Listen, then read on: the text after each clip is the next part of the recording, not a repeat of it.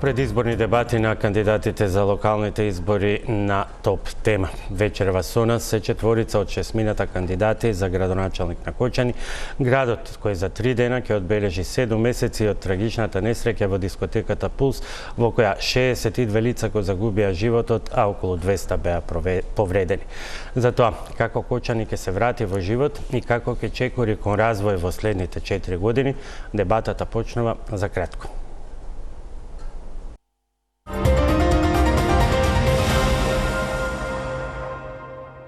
Шест кандидати се на гласачкото ливче за градоначалник на Кочани на изборите во недела. На 3 дена сме пред одбележувањето на 7 месеци од големата трагедија која го остави Кочани во црнина, тишина и тага по жртвите од кобниот пожар во така наречената дискотека Пулс.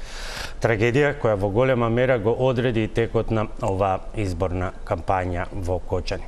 Во ТОП тема вечерва, добро вечер за четворица од 6 кандидати, и тоа Игор Христов, коалиција предводена од СДСМ, добро вечер и добре дојдовте.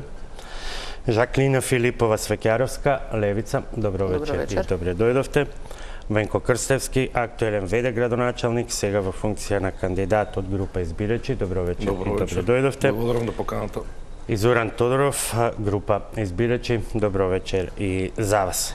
За сите вас и за гледачите, информација дека кандидатот на коалицијата Твоја Македонија, предводена од ВМРО ДПМН, Владко Грозданов, ја одби поканата за учество, а кандидатот на Единствена Македонија, Даниел Глигоров, поради здравствени причини не може да учествува на оваа дебата. Правилата ви се познати, секој има право на 90 секунди или минута и 30 за одговор на прашање, а по секој круг ќе имате можност за реплики и меѓусебна дебата во време трајање од 30 секунди за реплика и 30 секунди за контрареплика. Прашањата се идентични за сите. Првиот круг го почнуваме со вас, господине Христов. Кочани е на распетие меѓу тагата од една страна и болката по бројните жртви, но и потребата градот, институциите и жителите да изнајдат и сили и механизми и човечка солидарност и храброст да се продолжи понатаму. Кои се вашите приоритетни проекти, програми или иницијативи кои ќе ги спроведете во првите 100 дена, ако бидете избрани на оваа функција, а со кои ќе покажете солидарност со семејствата на жртвите и на настраданите, ќе обезбедите поддршка и единство на заедницата и со тоа на некој начин да ја вратите перспективата за нов развој на Кочани во следните 4 години. Пред да ги кажам, 5 столба со кои што настапуваме на овие локални избори како коалиција предводена од Социјалдемократскиот сојуз и нивен представник како кандидат за градоначалник на општина Кочани. Приоритет над приоритетите, како што самиот кажавте, ќе ни бидат жртвите од дискотеката Пулс, како и сите оние програмски определби, барања на семејствата на починатите жртви. Сметам дека тука треба да бидеме сите хумани, тука треба да бидеме сите со сенс, не само како општина, туку како држава, да бидеме солидарни и да се издигнеме над самиот проблем. Инаку, во однос на програмските определби, ние настапуваме со 5 столба, и тоа да Кочани да биде чист и зелен град, безбеден град, урбан и културен град, Кочани да го вратиме како спортски град и Кочани да го развиваме како туристички град. Понатаму програмата се распленува на конкретни проблеми, проекти. Првата приоритетна активност што би ја имал како градоначалник ќе биде отварањето на детската градинка, која што веќе е завршена како градинка. Неколку пати беше отварано централната власт и представници на некоја локална власт поврзан со централната власт, меѓутоа се уште стои како столб на срамот во Кочани, наместо да биде пуштена. Вториот приоритет ќе биде решавање со сообраќајниот хаос кој што е во Кочани. Третиот приоритет ќе ни бидат кучињата скитници и четвртиот приоритет ќе ни биде решавање проблемот со старата касарна. Благодарам. Свеќаровска, ваши 90 секунди, што ќе направите и кои ќе бидат вашите први приоритети? За да може градот да се врати во нормала и да може да размислува за развој, првично е да се обезбеди правда за настраданите, Значи, иако правдата не е во рацете на локалната власт, како иден градоначалник на општина Кочани, ќе направам се за да им помогнам на родителите во нивната битка за правда, бидејќи во спротивно, значи нема да има простор за било каков натамошен развој. Инаку секако дека ќе постапувам токму онака како што е во склад со мотото на овие избори на Левица, а тоа е народот сега. Значи, клучна програмска определба на Левица на овие избори е да им се вратат општините, институциите во раце на народот, односно да бидат во служба на сите граѓани, а не само на една рака привилегирани олигарси, како што досега сведочиме. Од тука првично најавувам ревизија на деталните урбанистички планови, бидејќи имаме доста отстапување од деталните урбанистички планови во Кочани, што резултира со многу лош квалитет на живење, резултира со хаос во сообраќај, така што тоа е една од првите определби. Друга заложба која што повторно во првите 100 дена би отпочнала, тоа е иницирање да се формира јавно претпријатие за градски превоз, бидејќи во моментот сме оставени да плаќаме огромни пари на некој што наметнува монопол, што не мора да биде така. Благодарам. Вашето време истече. Слушајте го внимателно и звучниот сигнал. Крстевски, клучни приоритети во првите 100 дена кои значат солидарност со семејствата на жртвите и на страданите, но значат и темел за еден развој на Кочани. Клучен и најбитен процес и пред се еден вид како одговорност спрема семејствата кои што има загуба во оваа страшна трагедија, која што е најголема трагедија во поновата историја во Македонија, тоа е процес на департизација. Департизација на институциите се со цел да направиме функционални институции кои што ќе бидат во сервис на граѓаните. За жал, повеќе од 3 децении ние гледаме груба партизација на тие институции и самата таа партизација создала нефункционални институции, нефункционалните институции создаваат хаос насекаде. Процесот за департизација ни е неопходен и од аспект да ги растеретиме сите наши сограѓани, пред се тие кои што членуваат во политичките партии и пред се и оние кои што не членуваат, да не биде приоритетна тема на разговор во нашето општество партиите, кои ќе одат на имендени, родендени, туку да се разговара за идеи, за проекти. Кочани има квалитетни луѓе, меѓутоа за да дојдат до површина тие квалитетни луѓе, неопходно е да се направи департизација. Нашата програма е поделена во 2 дела. Првиот дел општина Бескал, кој што ќе биде реализиран до крајот на 2026 година. Мора да потенцирам дека јас како ВД градоначалник во период од 6 месеци потпишав договори во висина од над 500 милиони денари кои што се капитални инвестиции за општина Кочани. Дел од тие средства се реализираат текорно, дел од тие средства ги се реализираат во 2026 година. А вториот дел од програмата ни е програма за 4 години, каде што се опфатени сите неопходни капитални проекти. Господине Тодоров, вашите 90 секунди. Вака, бидејќи акцент ставивме сега на повредените и засегнатите страни во самата несреќа, прво што ќе направам, тоа ќе направам посебен комуникацијски канал со нив, за да ги сознаеме сите проблеми кои тие ги имаат во моментот и на кој начин тие може да се решат. Со секого посебно би поразговарале и би пробале се што е во можност општината да помогне на нив до крај. И за лечење, и за тие луѓе кои имаат загубено некого во оваа несреќа. Тоа треба да се направи системски, а не треба да се направи така поединечно и да очекуваме други организации, а не општината и институциите тоа да го решаваат. Тоа е во врска со нив. Инаку во првите 100 дена, ова што го гледаме на улиците, би сакале да го изчистиме, така да имаме чист град за 100 дена. Прво и основно да тргнеме од некаде. Подоцна ќе пробаме да направиме една реорганизација на сите институции во Кочани, како од комуналното предпријатие, така и од општината, ставајќи најквалитетни луѓе на најдобри позиции, за да го смениме досегашната пракса, а тоа е негативната селекција, во која лоши луѓе се ставаа на добри места само заради некои лични контакти. Не се тоа секогаш партиски, понекогаш се и од некоја друга природа поставувани. Тоа е првата работа што ќе направиме за да можеме да почнеме да разговараме за проектите кои ги имаме зацртано за следните години, за да имаме функционална општина. Тоа е од Кочани па се до најобичните проблеми кои ги засекаат граѓаните, а тоа се и заштита од поплави, пожари и се друго. Ви благодарам. Ја разбирам вашата определба што ја демонстриравте и во други ваши настапи, многу да не говорите околу вашите средби, околу барањата на семејствата, на прецена на починатите, но и на страданите, за да не биде тоа сватено како политизација, но сепак, по 30 секунди за секого. Проблемите се големи, она што досега го покажа државата е нејасно, често пати со обвинувања за дискриминација меѓу одделни семејства, категории на луѓе и така натаму. Општините на локалната власт се реално познати.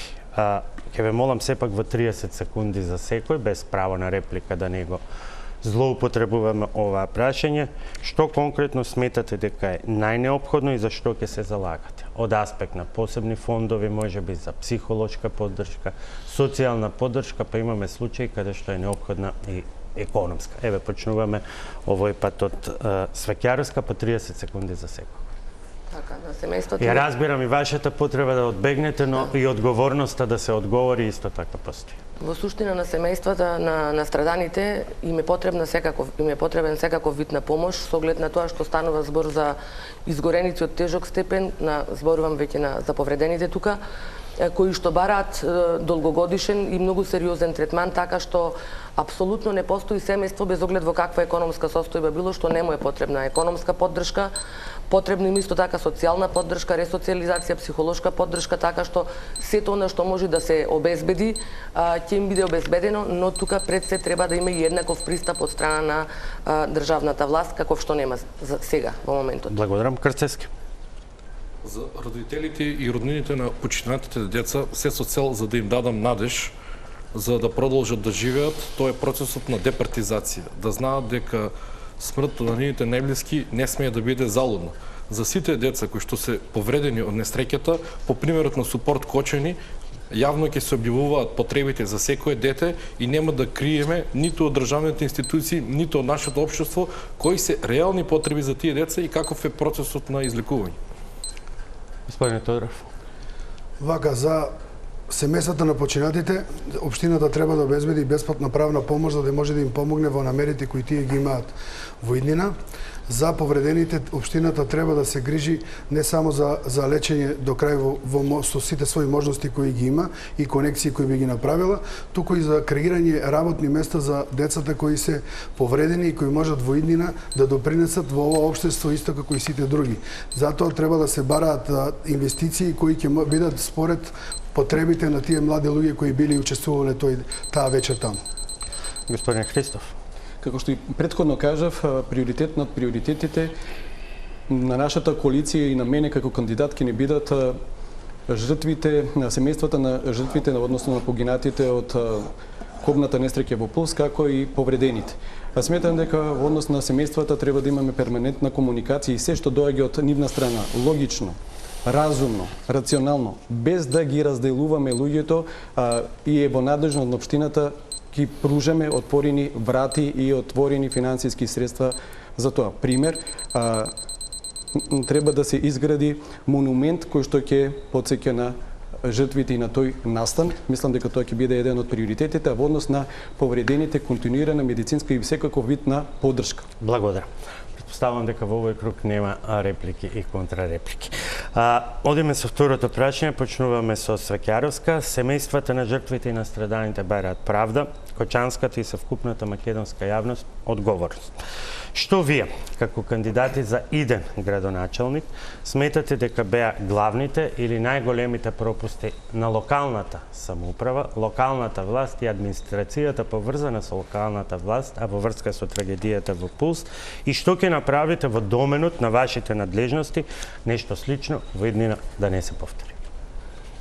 Значи, тоа што се случи во Кочани е резултат на толку разуларена корупција, што буквално се чувствувале толку удобно, практично со непостапување придонеле за во рамки на своите службени властувања кога требало да постапуваат, придонеле за да се случи таа трагедија, тоа грозоморно злосторство би го нарекла повеќе отколку трагедија.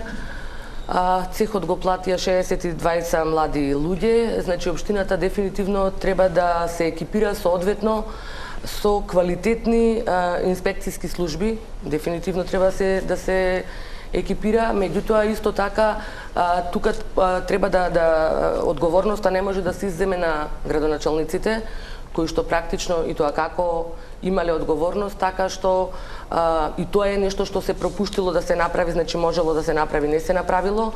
Едноставно, она што треба да се преземи е една многу посистемска и еден многу посистемски и погрежлив пристап кон решавањето на потребите од културно-забавен живот на нашите млади сограѓани.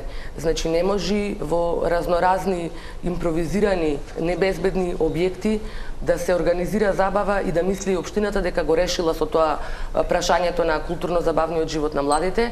Така што она што треба да се направи е дефинитивно да се преземат чекори за да се обезбеди место каде што ќе можат да бидат и безбедни и нормално да си ја живеат својата младост како што треба да си ја живеат. Благодарам, Крстевски. Општина Кочани ќе ги искористи сите контролни механизми се со цел да направи увид на фактичката состојба. За жал, јас како ВД градоначалник во овие 6 месеци, освен саботажа од општинските инспектори, не добив ништо. Мора да потенцирам дека најодговорни се градежните инспектори, бидејќи тие се задолжени да прават контрола на дивоградби и на објекти кои што не се користат со соодветна намена. Во овие 6 месеци едниот градежен инспектор е константно на болување, а другиот кој што беше констатирал дивоградби на денот на рушење не се појави.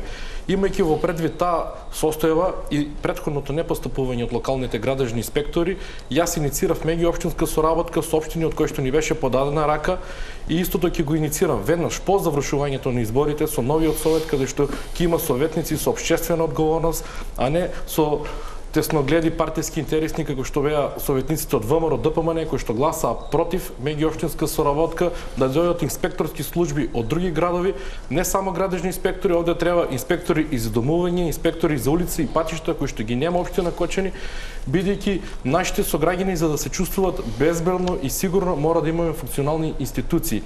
За жал во Кочани подолго време сме немали функционални институции и таа е одговорност на општината, меѓутоа мора да потенцирам дека во делот со пулс одговорност е и на многу голем дел од други институции кои што затаиле. Господине Тодоров, ваша оценка што биле главните или најголеми пропусти на локалната власт и што вие ќе направите тоа да не се повтори во иднина? Најголемите пропусти на локалната и на централната власт се разбира дека треба да кажат истражните органи, за кои се надевам дека тоа ќе го нотираат и ќе биде се како што обеќава дека ќе биде. Во секој случај, во иднина треба да имаме подобри инспекцијски служби. Еве сега слушам дека во општината е закочена, значи кога ќе дојдам на позиција градоначалник, ја институциите ќе ги направам да бидат функционални. Сена ќе подадам рака кон другите партии за да можат да се откочи советот, за да дојдеме до функционална општина. Се слагам дека понекогаш ни треба помош од другите општини, но јас пред се базирам на капацитетите кои општина Кочани ги има и ако ги нема дека треба да ги направи да бидат подобри. Никогаш во иднина да не ни се случи да може да се отворат објекти како што бил Пулс, за да не ни се повтори ова повторно. И сега, доколку сега немаме функционална општина, не сме сигурни дека ни во моментот некаде не се прават дивоградби или некакви објекти кои се од сличен карактер. Затоа ние мораме да застанеме на патот на било кој незаконско кршење, на било кој незаконско работење и пред се да ги ставиме во функција комплетно капацитетите на општина Кочани, без разлика дали се под надлежност на локалната самоуправа или на централната власт. Меѓусебното препокување политичко не доведе до ова да ние едноставно немаме добра соработка меѓу нас. Тоа е подадената рака наша на овие избори е баш таа, да застанеме заедно и да почнеме заедно да оградиме општеството во иднина. Господин Христов. Благодарам на прашањето. Добро прашање, што е тоа што лошо е во изминатиот мандат направено. Ние не знаеме што е во изминатиот мандат направено, заради тоа што не можеме да видиме ништо од работата на претходната гарнитура. Проблемите кои што се пројавуваат се проблеми за кои што не требаше ни да дискутираме доколку изискуваат чист град, безбеден град во однос на кучињата и така, на кучињата, скитници и така натаму. Меѓутоа тие теми се уште превладуваат, а сме 21 век, наместо да зборуваме за кочени град на развој за 20, 30, 40 години однапред, а ние сме назад вратени во однос на одредени ситуации. Дури и претходната гарнитура што ги наследи проектите не успеа да ги изреализира. Мислам дека ќе наследиме општина без ред и дисциплина во однос на работењето, општина без соодветни проекти за развој на општина Кочани и едноставно како ќе почнеме како што велат кога ќе седнеме на функцијата да не знаеме што попрво да се зафатиме со работа, што би правеле да Кочани повторно го вратиме со епитетот чист и зелен град, Кочани повторно да биде безбеден град, што значи безбедни улици, безбедно секој граѓан да може да прошета, да се врати во сопствениот дом, а не да стравува дека ќе биде изеден од некој кучиња. Мислам дека проблемот со субстандардното живење 26 седмица во старата касарна треба да не загрижува сите, да бидеме хумани, и проектот треба што е поскоро да можно да биде реализиран за тие семејства да имаат хумани услови за живот и едноставно го развиеме туризма преку банскиот комплекс. Пример. Благодарам, ќе имаме прашање и за тоа. Дали има реплики или кон кого репликата? Кон кого? Реплика кон господин Тодоров. Повелете. Мене ми интересира, бидејќи тој изјави дека веднаш постапување на функција градоначалник ќе направи функционални инспекторски служби. Како го гледа тој процес за да ги створи тие функционални инспекторски служби? Еве јас кажав, тоа е со меѓуопштинска соработка каде што други општини ќе ни помогнат во делот со стручни лица и инспекторски служби. Мене ме интересира како тој го планира истото, бидејќи не е само да дадем изјава, туку треба да знаеме како би изгледал тој процес, а сега имаме закачување затоа што е откриена метастазата во самата институција, како што се откриени и други процеси кои што се проликуваат Благодарам. Право на одговор за господин Тодоров. Да. Се разбира, како прво јас се надевам дека овие градежни инспектори за кои ги спомнувате ќе се вратат на работа. Ако не се вратат на работа, треба да се набават нови градежни инспектори. Јас им посакувам добро здравје со надеж дека до изборите ќе се вратат и ќе почнат да функционира општината како што функционирала последните 30-40 години.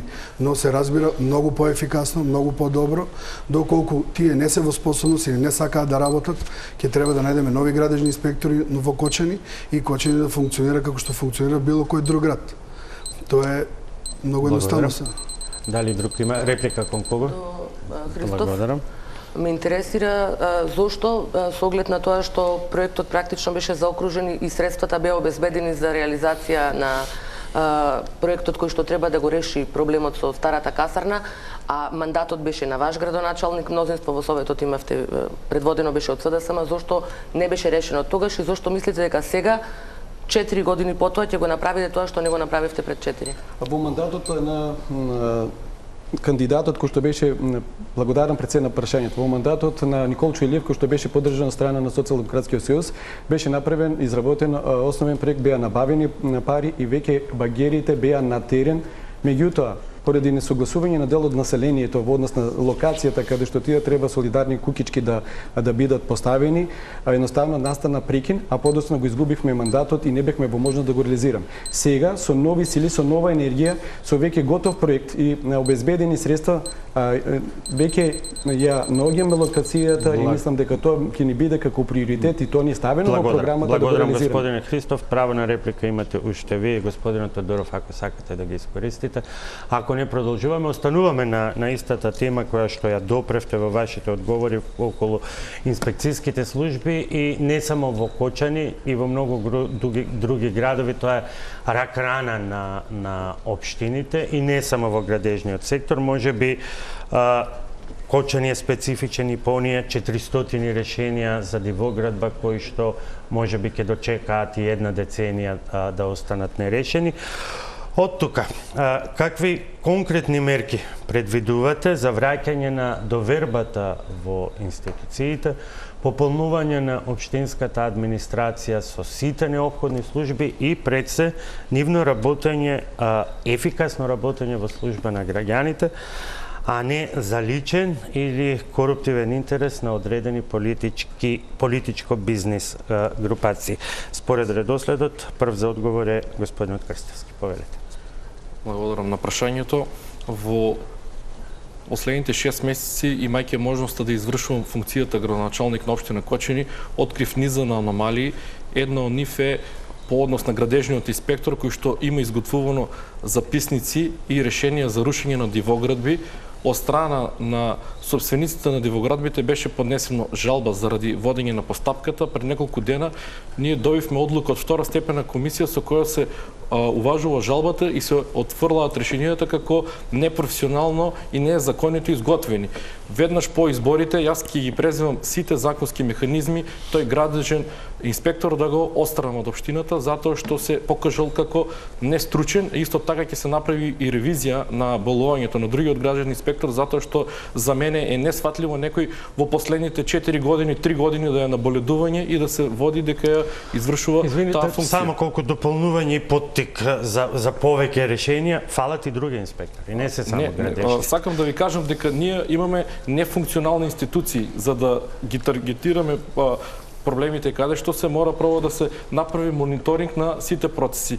Такви процеси се необходни и во јавното предпријатие каде што исто така мора да се отстранат многу неработници и многу угнездени партиски кадри кои што за жал ја саботираат работата на предпријатието за сметка на интерес на граѓаните. Тие се навикнани да работат за себе и за партијата, а не во функција на предпријатието. Во овие неколку месеци ги согледавме тие аномалии и мора да започнеме нов процес. Господин Тодоров, вашиот концепт за ефикасна општинска администрација која ги подразбира и инспекцијските служби, но и другата администрација кон која се обраќаат граѓаните, вклучително и со уште една рак рана на општините, слабото собирање на локалните давачки. Да, значи кога се во прашање инспекцијски служби или било која друга служба во општината, ние ќе направиме една ревизија да видиме кој што работи, како работи, колку ефикасно до сега ги спроведувал за работните задачи. Тоа е првото. Втората работа кога доколку фалат одредени инспекцијски служби би ги надополнили и би го зголемиле нивниот капацитет. И трето, како граѓаните ќе ја гледаат општината и како ќе се зголеми ефикасноста, тоа е преку правење или да кажам копирање на општина која веќе има во многу градови, а тоа е следење на секој предмет поединечно. Следењето на секој предмет поединечно ќе ги извади сите аномалии на системот на површина и така ќе знаеме точно кој оддел и каде затаил. Тоа треба да биде не само во општината, во комуналното предпријатие, во сите други предпријатија кои се под надлежност на општина Кочани. Кога сите тие ќе почнат да ќе се стават во функција, точно ќе знаеме кој работи не само за народ, но кој се работи својата работа, бидејќи ние мораме да го промениме менталниот склоп на луѓето кои се во администрацијата, дека секој треба да се заработи платата за која што е задолжен. Треба, како да кажам, едно размислување од реалниот сектор да биде внесен во самата администрација. И да напоменам дека ова не е само бидејќи многу оцрнуваме Кочани дека е најлош, не е најлош град во Македонија. Кога е во прашање овие прашања во некои други градови можеби и полошо, но бидејќи сега сме ние на тема, затоа можам да кажам и апелирам и другите тоа да го направат за да имаме поефикасни служби секаде во Македонија. Да, затоа и во прашав, бидејќи бевме сведоци на некои акции на централно ниво кои што за жал завршија без јасни епилози, а секако таа е за жал и дефиницијата на голем дел од општините. Господин Христов, вашиот концепт за ефикасни, одговорни пред граѓаните, пред се локални институции. Вака, вие почнавте и со дивоградбите и изготвените 400 како лајт мотив, како лајт мотив. Тие можеби се изготвени 400, можеби уште толку треба да бидат изготвени, меѓутоа тоа е рак рана на целокупното општество. Ние нема да правиме ревизија, туку едноставно веднаш по преземањето на власта ќе бараме јавен дисциплина и ред во однос на самото работење на институциите со цел да знаат вработените во локална самоуправа и одговорните дека имаат надлежности по кои што треба да постапуваат и дека таа плата треба да се заработи, а не бесцелно трошење на буџетот на Република Македонија и на местата на кои што седат. Во однос на одредените проблеми кои што ги има во централното градско подрачје, ќе понудиме реорганизација на градскиот трговски центар со цел да се надмине кризата во која што се наоѓаат угостителите во овој временски период на диво поставување на тенди и така натаму и така натаму. Мислам дека дигитализацијата во локалната самоуправа треба да го најде достоинственото место со цел да бидеме потранспарентни, да нашите граѓани бидат очите и ушите на локалната власт и едноставно да бидеме потранспарентни, не само да ги честитаме празниците на граѓаните, туку едноставно да ги решаваме нивните проблеми. Благодарам. Господи Свекјаровска.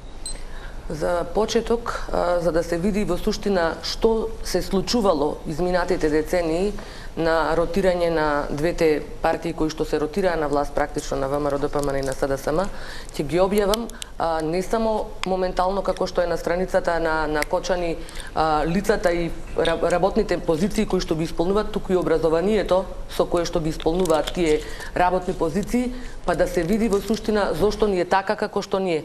Имено наназад со децении се вработуваат луѓе подобни, а не способни, дури и без соодветна стручна подготовка за дадена работна позиција, и од тука прво нешто што мора да се направи е професионализација. Значи постојните луѓе, со оглед на тоа што имаат статус на државни службеници, ги штити законот за државни службеници, ќе добијат работни позиции согласно со нивното образование, со нивните квалификации, не согласно со тоа кој каде и како требало да напредне, и ќе бидат пополнети останатите места на крајно транспарентен начин со професионалци, а не со луѓе дадени на посулчени од партиски штабови. Значи клиентелизмот дефинитивно мора да излезе надвор од институциите, а таму да влезат граѓаните. Исто така ќе обезбедаме електронски систем за пријавување на проблеми, каде што ќе можат граѓаните на многу едноставен начин да ги пријават проблемите на кои што не идуваат. А околу инспекцијските служби дефинитивно мораме да се екипираме ние, заради тоа што нема општина што нема проблеми и не знам како некој што во својата општина не го решил проблемот ќе дојде да го решава кај нас. Значи мора да се екипираме со наши луѓе. А може за реплики и контрареплики, дали има некој кон кого? Нема. Одиме со следното прашање, почнуваме од вас, господине Тодоров. Кој е вашиот план за одржлив економски развој на општината со оглед на негативните трендови во структурата на буџетот кои ги имаат и сите општини, а имајќи предвид дека Кочани има големи природни ресурси, кои се огромен потенцијал и за унапредување на квалитетот на животот во градот, но и за развој на локалната економија и туризмот. Сега тие ресурси не се доволно искористени. Сакате земете ги термалните извори, сакате потенцијалите на Осогово, па ако сакате на крајот и руралниот туризам. Повелете. Па прво би почнал од постоечките економски субјекти во Кочани, тоа малите и средни предпријатија или трговските друштва, кои сега се во еден слободен пат, треба тоа да го спречиме. За да тоа го спречиме, ни треба поголема фреквенција на луѓе во Кочани, за да има поголема трговија и угостителство, и за тоа ни е потребно да ги привлечеме луѓето од другите градови, од другите држави во Кочани. За да тоа се случи, црната слика за Кочани мора да ја промениме во бела. Тоа е прво и основно за да го стопираме падот кој во моментот го имаме. Бидејќи тоа е првата работа. Второто, кога се во прашање искористување на ресурсите, геотермалната вода се разбира дека е добар ресурс. Тој ресурс треба се користи може да се користи на 9 начини за добивање на, да кажам, некакви позитивни аспекти на економијата. Во овој момент се користи само во аграрот.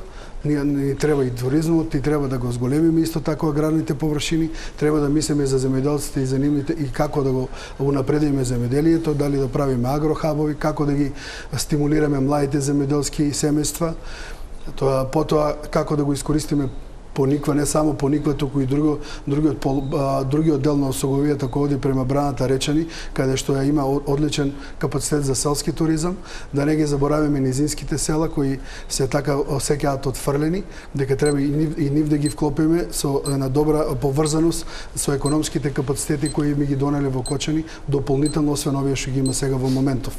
Дали е тоа изводливо? Апсолутно, затоа што имаме многу ресурси и капацитет за тоа. Благодарам, господин Христов. Благодарам на прашањето. Нормално дека размислуваме и во нашата програма и визија за градоначалника на Совет на општина Кочани ние ставен како приоритет привлекување домашни странски инвестиции. Како пример ќе ви дадам неискористувањето на геотермалната вода. Геотермалната вода денеска е само искористена како емблем на грбот и на знамето на општина Кочани. Во однос на издашноста, ние имаме издашност од 330 литри во секунда геотермална вода, која што варира од 75 до 78 степени Целзиусови.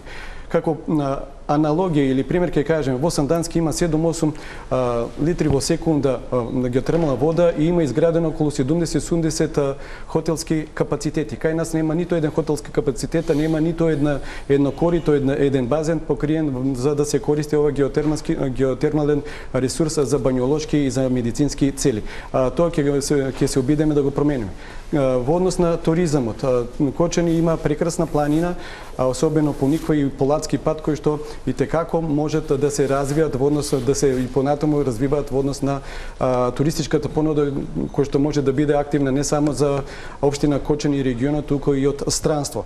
Во однос на земјоделскиот производ кој што е оризот, ние само имаме производство и продажба на ориз, оризот може да земе значајна улога во однос на привлекување на прехранбени капацитети кои што ќе се занимаваат со продукти од самиот ориз или пак оризот да биде користен за фармаколошката индустрија. Зелената економија, во ред толку е време. Свекеровска. Кочани има доста потенцијал за развој, потенцијалот е евидентен и е штета што не е искористен на никаков начин. Напротив, со крајна негрижа морам да кажам дека си има однесувано општината која што треба да стопанисува со, да речеме, со термалните води, заради тоа што сведоци сме дека немаме не покриен, немаме нити отворен базен за жал, а требало да има покриен базен, кој што би им бил од голема полза на граѓаните и секако дека би требало да има не еден, туку повеќе сместувачки капацитети за бањски туризам. Исто така, потенцијал огромен има Осоговијата, не само како потенцијално да речем за ски туризам, потенцијално туристичко место за зима, туку Осоговијата со својата недопреност практично и како заштитено подрачје токму од таа причина нуди и тоа колку голем потенцијал за развој на рурален туризам. И од тука клучно е да се вмрежат оние кои што веќе работат, треба да се посредува, да се вмрежат за да нудат пакети од услуги. Едноставно, тука ќе се посредува секако. Исто така јас нагласив дека и претходно дека јас го гледам придвижувањето на економијата во можноста да се доделат грантови, стартап грантови, значи за мали бизниси, така што и тоа дополнително би можело да се насочи во таа насока и да се придвижи едноставно како туристичката понуда, односно да го направи Кочани една пожелна туристичка дестинација. Благодарам, господин Крстевски. Мора најпрвен да потенцирам дека за разлика од најголем дел од општините во Македонија, во Кочани финансиската состојба не е така црна.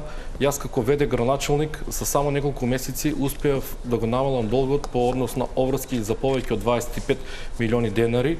Исто така успеав да склучам договори во висина од над 500 милиони денари капитални инвестиции кои што ќе се реализираат во следниот период.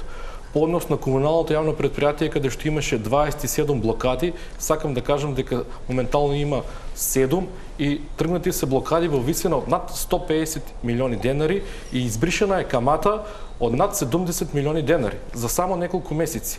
Исто така мора да потенцирам дека јас сум прв градоначелник во историјата на Кочани кој што поднесе тужба кон општините Зрновци и Џишиново, Облешово, каде што за овештачење е утврдено дека истите треба да ни исплатат 32 милиони денари, што дополнително ќе подобри финансиската состојба во општината, но истите финансиски средства ќе бидат искористени за потребите на територијалната противпожарна единица, за подобрување на нивните услови за работа, за набавка на нови противпожарни возила.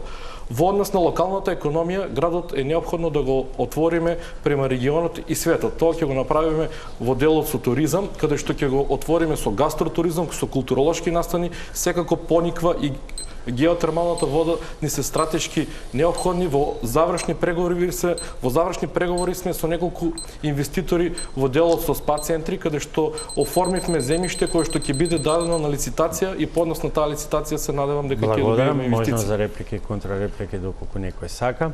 Нема. Одиме со првата пауза за реклама.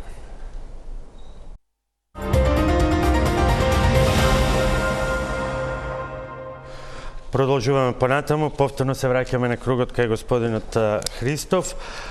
Кочани, како и другите општини, го живее 21. век, за жал со несвојствени проблеми за ова време. Лоша инфраструктура, урбани населби без атмосферска канализација, рурални и без атмосферска и без фекална канализација. Кој е планот и може ли во еден мандат да се затворат овие прашања, а потоа да се разговара за нешто што значи модерна, современа, зелена, дигитализирана општина, бидејќи чувството е дека е кај сите, па и како и кај Иво Кочани, овие прашања секогаш остануваат отворени, нерешени, багерите се најподатни за и во време на кампања. Кој е планот за решавање на урбаните проблеми? Благодарам. Па да не може да се решат овие прашања, немаше да бидам кандидат за градоначалник. Кочани долг временски период го носеше епитетот најчиста општина во Македонија. Го изгуби одамна и веќе од најчиста општина станахме општина која што е позната по депонијада. По нечистени улици, по слаба сообраќајна инфраструктура. Првите работи, кој е планот? Реорганизација на комуналното јавно предпријатие Водовод, да се направи функционална анализа во однос на тоа како Кочани постојано во континуитет ќе биде чист град. И што е тоа потребно во однос на човечки ресурси и материјални средства кои што треба да бидат обезбедени, да бидат ставени во функција за да одговориме на таквиот проблем. Сметам дека како личност дека се што е позитивно и досега добро направено ќе го задржиме и ќе го напредуваме, а се што е лошо ќе го минуваме. Поради тоа што сме на прагот на зимото, меѓу првите проблеми ќе биде решавање на чистење на околните канали во руралните средини, одводи и на отпушување на атмосферската канализација каде што е тоа потребно со цел местното население да не се доведе во ситуација да трпи поплави или едноставно да трпи безбедносни ситуации. Мислам дека приоритетот ќе биде, акцентот ќе биде ставен на хигиената и на безбедност на самото население во овој дел во однос на решавање на проблемот кој што веќе 4 години доаѓа до израз. Цвеќаровска, како до инфраструктура која што ќе се одржува, а не постојано со секои избори, со секои нови мандати, таа да останува нерешено основно екзистенцијално прашање? Па имено не се решава заради тоа што се пристапува популистички и Кочани морам да кажам дека не е само центарот на градот, кој што можеби некогаш и беше подзаметен, сега и тој не изметен, затрупани сме во ѓубре до гуша. Кочани е многу поголем од толку и имаме практично населби кои што, иако постојат со децении, асфалт немаат видено. Токму од таа причина јас како член на Советот поднесов иницијатива за да се утврди правилник за приуредување на улици, бидејќи не може значи некои улици да се уредуваат веднаш само што ќе се изградат, додека други со децении да остануваат неизградени и иако беше прифатена таа иницијатива, еве ниту до пред 6 месеца, ниту последниве 6 месеца не е направено ништо истата да се реализира, така што иако нема средства да се реши се веднаш, а нема, бидејќи проблеми има многу, многу е важно да се постави еден принцип на работење каде што ќе се знае точно дека има некаков ред во куќа. Исто така голем проблем е комуналното јавно предпријатие, кое што морам да кажам дека со децени исто така е едно дувло на непотизам, на клиентелизам и на неработење и од тука практично се генерираат сите проблеми. Кога би имало и цело време се тврди дека нема доволно луѓе, јас тврдам дека има доволно луѓе, меѓутоа немаат доволно алат за работа, практично еден таков јавашлук, едно такво неработење има, што и тоа што го имаат како средства за работа, ниту го одржуваат, ниту се грижат да го обновуваат. И тоа да се види е доволно, само не мора да се излезе на терен, да се влези во управната зграда на Водовод, каде што глава може човек да скрши по скалите додека се качи. Благодарам. Јасно му е дека не е домаќинска куќа. Крстевски. Нашата програма е поделена на два дела. Првиот дел значи општина без кал. Општина без кал ќе добиеме до крајот на 2026 година, каде што над 20 улици се офатени во програмата со проектна документација, со јасно дефинирана финансиска рамка. Иако тоа не се сите инфраструктурни потреби, меѓутоа за почеток, еве ќе дадам пример само од денешниот ден. Пред отприлика 5 месеци имавме протести во селото Тракање и таму имавме непријатна ситуација помеѓу мене и мештани дека што дојде до рчкање и јас како ВД градоначалник им обеќав на луѓето за 10 до 12 месеци дека тие ќе добијат реконструирана улица, но за помалку од 5 месеци еве денеска започнува со реконструкција на улица Митко Стојчев во Тракање. ќе ги направиме сите неопходни работи, буџетот ќе го ставиме во функција на водоводна, канализациона и патна инфраструктура, затоа што тоа е минимум основ кој што треба да го имат сите наши сограѓани. Имаме јасна проценка, ги знаеме кои што се потребите и проектите, тоа ќе го направиме во 2026 година. Исто така ќе отвориме нови населби, затоа што на Кочани му се потребни нови населби, да се шири градот, а не да се стеснува во централното градско подречје. Нова населба ќе биде на потегот помеѓу Дневна Нега и Оризари, каде што имаме проект за улица Кирил Дзамбов. Со тоа ќе отвориме можност на младите брачни парови да можат да си градат куќи. Исто така нова населба во Монополски Бавчи, каде што имаме чист терен со целосна и квалитетна урбанизација, ќе можеме да доведеме до хумано живење на нашите сограѓани кои што живеат на тој потек од градот. Благодарам, господине Тодоров. Вака, улици, канализација и пиечка вода, јас не го сметам за кампања, туку за еден нормален стандард за живење на граѓани во едно општество. Дека никој не треба да биде дискриминиран во област на асфалтирање на патишта, тоа е сигурно, но тоа не го видов сега одејќи на сите населби и села за време на кампањата. Сите се жалеа дека имаат проблеми со истото, како и со поплави, бидејќи не се чистени каналите адекватно, со мешање на атмосферската канализација и канализацијата која оди во прочистителната станица. Значи тоа се низ проблеми кои произлегуваат од комуналното предпријатие. Очигледно дека во комуналното предпријатие оперативци фалат, а има повеќе луѓе, имаме превработеност. Нешто не е во ред во самата организација и тоа треба да го промениме во идниот период. Дека треба да се направат нови населби, точно е, но тука треба да се, според мене, стави акценти на тоа да бидеме атрактивни за доселување, можеби и на соседните општини, посебно потегот на кај Делчево, во Кочани, за да не ни избегаваат како што е во моментот случај. За да го направиме тоа, на нас ни треба да ја средиме и канализационата и водоводната мрежа.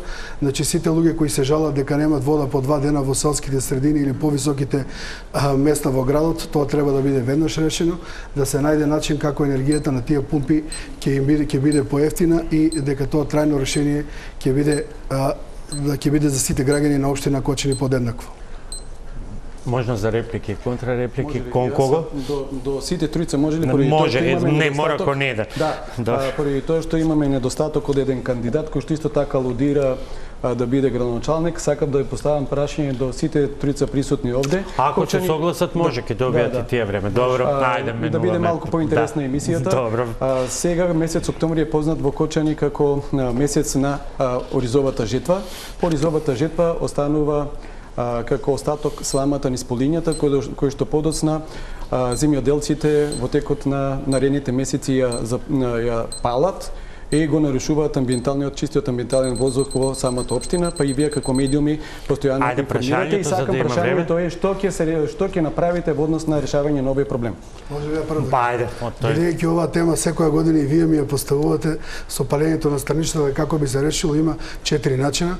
Првиот правење на централа за биомаса. Тоа е првото, што мислам дека е најдобро решение, бидејќи во тогаш земјоделците ќе ја продаваат сламата, не само да ја палат или да ја собираат. Второто е прскање со адекватни материи кои ја прават ѓубриво и тогаш самото земјиште е уште подобро за сење следната година. Третото е поставување на комбајните за при жнењето. Сламата ја прават прашина која брзо се растопува во земјата. И еве, доволно се тие 3 решенија. Одиме по тој редослед. Крстевски. Јас имам 2 решенија. Првото, веќе ние имаме можност преку комуналното јавно предпријатие да се одзема истата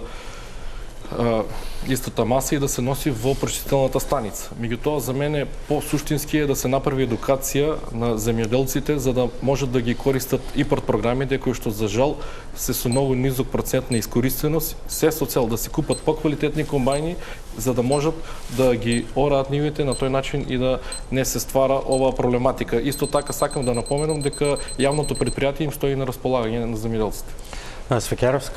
Па во суштина би било убаво доколку би можеле сите тие проекти за кои што зборува Тодоров да ги реализираме, меѓутоа објективно од оваа перспектива сега каде што стоиме и тоа што гледаме што се случува, тоа е дефинитивно дека за да не се палат страништата би требало да може таа слама по жетвата, значи да може да се изора земјата, тие ги палат затоа што не можат да ги изораат и затоа им се потребни посебни не комбајни, туку во суштина додатоци на комбајните за да можат по-ниско да сечат при жетвата и да практично тоа е ѓубриво кога ќе го изорат и ќе го вратат назад во земјата. Интересно е меѓутоа што иако на голем дел, јас сум разговарала доста со голем број земјоделци, иако има таа опрема, морам да кажам дека не ја употребуваат заради тоа што ги успорува во работата, а се наплаќа нели по изоран по ожнеан декар земја, од тука веќе ќе мора да си излези на терен и да си работи работата инспекторот за животна средина во општина Кочани. Продолжуваме понатаму, овој пат повторно со вас Свеќаровска. Што се клучни проекти или проблеми кои што сметате дека мора да се решат за да им понудите на младите што повеќе можности да останат, односно да елиминирате дел од причините за иселување, без оглед дали е тоа внатрешно или кон надвор? Па на младите им недостасува практично и квалитетни работни места, им недостасуваат квалитетни места за забава, им недостасуваат доволно број места за згрижување на децата во градинка, практично се им недостасува.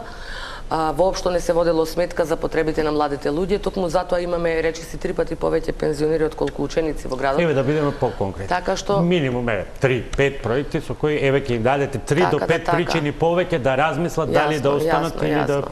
Јасно. Па прво е, кажав, можност да можат да работат и нешто друго, значи да се само вработат едноставно, и тоа веќе го спомнав и претходно кога зборував, тоа се можности за да стартуваат, нели, практично ќе формираме фонд за стартап грантови. Тоа е првото, второ е изградба на соодветни, односно веќе имаме објект кој што ќе го прилагодиме, каде што ќе може да се концентрира забавниот живот на кочанчани. Натаму исто така доволно место, обезбедување на доволно места во градинките. Ние имаме градинка која што веќе повеќе години наназад е довршена, меѓутоа никако да почне со работата, а дефинитивно мора да почне со работа. Исто така мора да им се даде поддршка на младите при практично едукација, образование, своите интереси да можат да ги исполнуваат, своите соништа во градот да ги исполнуваат, и затоа ќе им се понуди квалитетен простор каде што ќе можат тоа непречено да го прават без надомест. Господине Крстевски. Најпрвен, департизација, се со цел да го елиминираме партиското влијание во институциите и да дадеме надеж на младите дека овде може да имаме фер и просперитетно општество. Елиминирање на партиските интереси во општината, во комуналното јавно предпријатие, пред се во школите, каде што ги гледаме директорите секојдневно во служба на кампањата на ВМРО ДПМН, во територијалната противпожарна единица, секаде каде што надлежност има општина Кочани. Во делот за младите, младински центар на потегот кај Јаснум. Исто така во дел од тој младински центар и спортска сала. Во разговор со евроамбасадорот Михали Срокас, кој што беше на посета на Кочани, патем со дел од тие финансии се заигрува и примерот каде што веќе 100 милиони еври за општина Кочани. На нас ни е кажано дека ќе добиеме можност од страна на еврофондовите да успееме да направиме квалитетен младински центар и спортска сала. Исто така, уште првиот месец отварање на детската градинка Детелинки, која што не беше отворена по вина на министерката за финансии, затоа што не даде согласност за блок дотации, но и по вина на Советот на општина Кочани, бидејќи не беше гласано за финансирање за вработување во таа детска градинка. Во делот за пензионерите сакам да кажам дека е веќе добиено финансирање за старички дом. По завршување на изборите е распишан тендерот и првата фаза се очекува да заврши до крајот на 2026 година. Во 2027 веќе ќе имаме селив старички дом со медицински блок. Тоа се проекти кои што се веќе офатени со реализација, за кои што имаме финансии, за кои што имаме цврсти гаранции. Меѓутоа, главна и клучна работа е департизацијата, за да им дадеме светол пример на младите дека имаат шанса да успеат во нашиот град. Благодарам, господине Тодоров. Еве, 3, 5, 10, колку сакате и колку можете во 90 секунди. Проекти, иницијативи за кои, ако бидете избран по 4 години, ќе си кажете, еве, го направив ова за младите да останат во Кочани. Па вака, младите се иселуваат најчесто затоа што не гледаат систем во Кочани и во Македонија воопшто, и на нив им фали, освен на економскиот аспект, а тоа е поквалитетни работни платени места, можеби во повисоката технологија, можеби во IT секторот, за каде би направиле хабови кои би ги поттикнале стартап, да кажам, фирмите во Кочани. Потоа на младите кои се во руралните средини би им дале поттик да се занимаваат како со селски туризам, така и со земјоделие. Исто така би направиле на нив, освен од економскиот дел што им фали и здравството да биде подобро, бидејќи сите тие се млади родители и сакаат да се чувствуваат безбедно во Кочани, така би сакале пак Кочани да стане еден центар во кој луѓето ќе се осеќаат безбедни во здравството, во тој дел. И третата работа, тоа е културно-уметничкиот живот, во каде што сега немаме ни театар, немаме ниту добри спортски клубови кои би биле на некој ниво кој што биле пред многу години. Затоа ќе го стимулираме секако спортот заради здравиот живот на младите луѓе.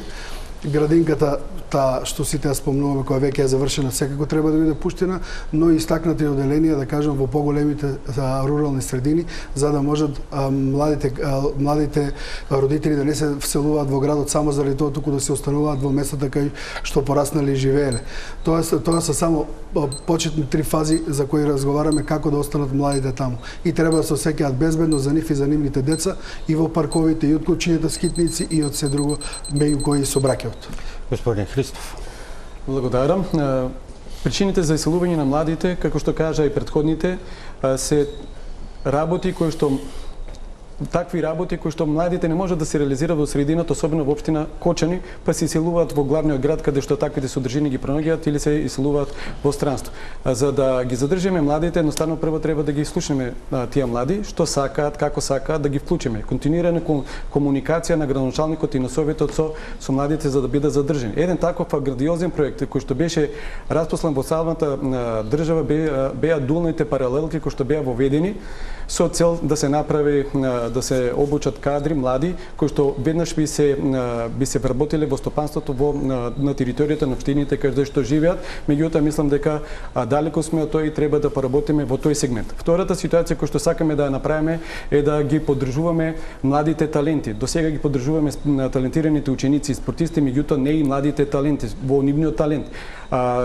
Изградба на стварање на каче со хаб со цел невладиниот сектор во кој што котираат најповголем процент на младите да може да се реализира преку аплицирање на проекти и преку нивно активирање во самите проекти.